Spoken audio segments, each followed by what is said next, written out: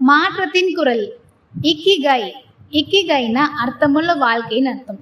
இந்த இக்கிகைன்ற ஜாப்பனீஸ் கான்செப்டை யூஸ் பண்ணி நீண்ட ஆயுளோட ஒரு அர்த்தமுள்ள சந்தோஷமான வாழ்க்கையை வாழ்றதுக்கான 10 முக்கிய கருத்துக்களை தான் இந்த இக்கிகைன்ற புக்ல சொல்லியிருக்காங்க.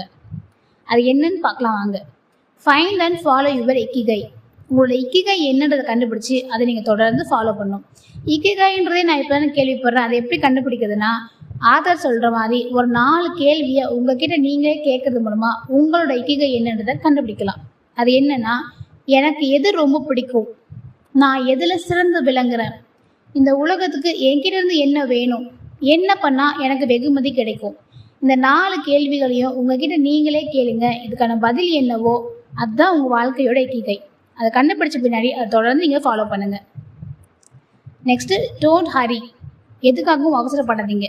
வாழ்க்கை அப்படின்றது ஒரு 100 மீட்டர் ஓட்டப்பந்தயம் கிடையாது, சடனாக ஓடி சீக்கிரம் ஜெயிக்கிறதுக்கு. வாழ்க்கை அப்படின்றது ஒரு மேரத்தான் மாதிரி. எவ்வளோ ஸ்லோவாக எவ்வளோ ஸ்டெடியாக உங்களால் போக முடியுதோ அந்த அளவுக்கு நீங்கள் வெற்றி பெறுவீங்க.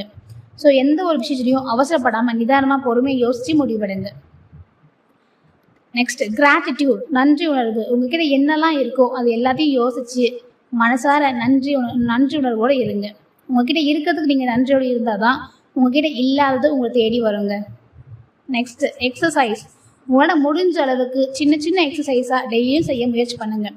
உங்கள் கையை காலை அசைச்சு எக்ஸசைஸ், யோகா இந்த மாதிரி நீங்கள் செஞ்சீங்கன்னா நீங்கள் எப்போவுமே ஆரோக்கியமாக இருப்பீங்க.